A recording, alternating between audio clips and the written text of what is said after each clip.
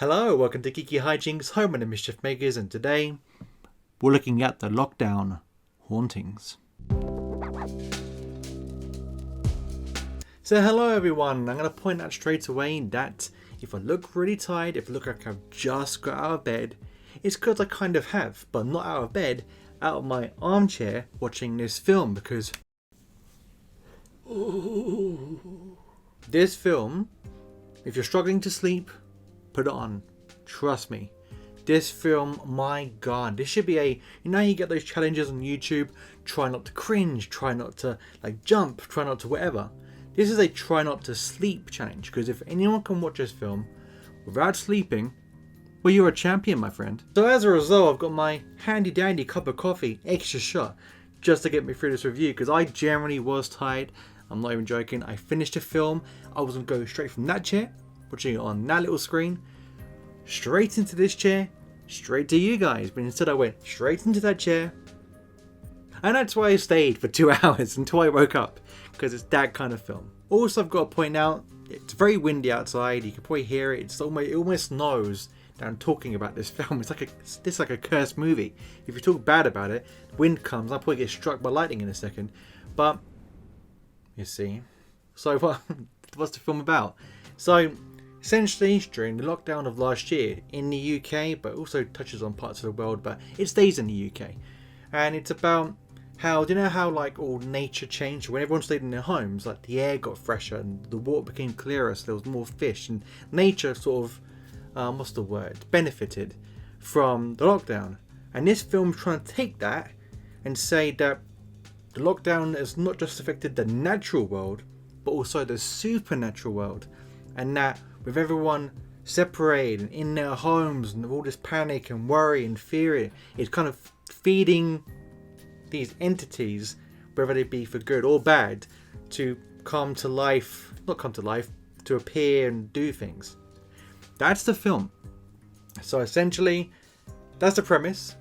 But in this film, there is a bunch of murders going on, all these young girls being murdered by this entity, and there's a detective trying to find out what's going on. Is the entity real? Is there an actual serial killer? What's going on? That's the film. And it's not good. It's not good at all. Still too weak. So I'm just going to go through it all now. So I'm going to start with the positives. And that's that this film got made. I can't fully knock people for putting their vision on screen. Obviously this was made during lockdown, so kudos to Howard for getting this done. But yes, I can't really knock the guy, because even us, we make videos for YouTube, we're proud of what we make. So the guy is obviously proud of what he put on the screen. Doesn't mean we have to enjoy it, but I can at least appreciate he got this film made. And the legend that is Tony Todd is in this movie. He's in Candyman, he's in Hatchet, he's in the Final Destination films. I love this guy, he's got the coolest voice in the world. I actually forgot he was on The Rock as well, as one of the mercenaries. Love this guy, so good. He even takes up pretty much all the poster. I'm going to put the poster up here in a second, but he takes up a massive chunk of the poster. And he's barely in it. And I have one more thing I like about this film, guys. One more thing I like. Now, there is a scene in this film. I'm just going to spoil it. It's not a massive spoiler, but it's not a spoiler at all. It's just a massively funny moment. This film's filled with stupidity, but this moment made me laugh. So Tony Todd in this film is playing this paranormal, not investigator, he's an expert, paranormal expert, and he kind of knew this was going to happen. He knew once lockdown began and everyone was isolated from each other, that these entities, for good or bad, would appear. He knew this. And he had this little forum or website with conspiracy theories and that. And the lead detective thinks that there is some paranormal activity going on, why these people are being murdered. And she's talking to him on Zoom, alright? And she's talking to him really deadly seriously. She's really acting her socks off, this woman. She thinks she's in an Academy Award-winning film, but she's like, okay, what's going on? What's this? What's happening? Explain to me what's going on. And Tony Todd, he's alright in this film. He's barely in it, but he's trying to tell her what's going on. That paranormal, blah blah blah. This is happening. And all of a sudden, he starts coughing. He says, okay, I gotta go. Some badness is coming this way. Then all of a sudden, all these cups and things start flying at him. Plates are flying at him. Cups. You don't see who's throwing him. You just see these cups coming towards him. But this detective's just yeah, okay, so what do you think's going to happen next? And I'm sitting there thinking, Lady, can you not see people throwing cups and plates at his face? Like, ask him, is he okay? What's happening? But Tony Todd's like, oh, I'm sorry, I've got to go. And she's just like, okay, well, I'll speak to you soon then. Let me know if anything changes. Bye. And it's like, lady, you're talking about, are poltergeists real? And this guy's got like plates and all the best crockery from his cupboard flying at his face, and you're not asking one question about that. It made me laugh my head off. It's one of a few, probably oh, not again. So what was I saying before I had to change that thing?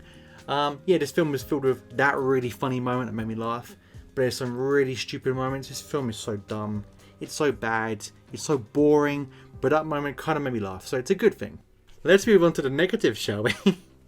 So, as I mentioned at the very start of this video, emotional blackmail, because this film is really funny what it does at the very last second. This film dares to have a really crap twist that doesn't even investigate, not that you want to, you're happy the film's ended, but it gives you this twist and you're like, okay, see, the rain's kicking in now, see, the more negative I get about this film, the crazier the weather goes on.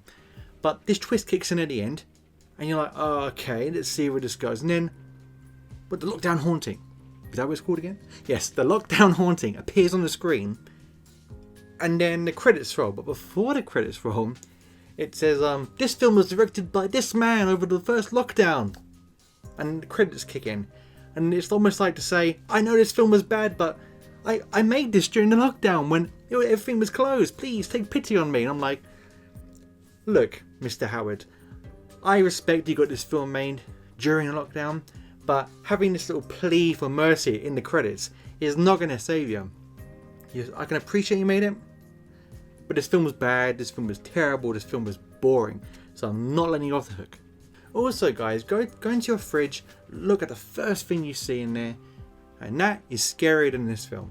This film is not scary at all, not suspenseful.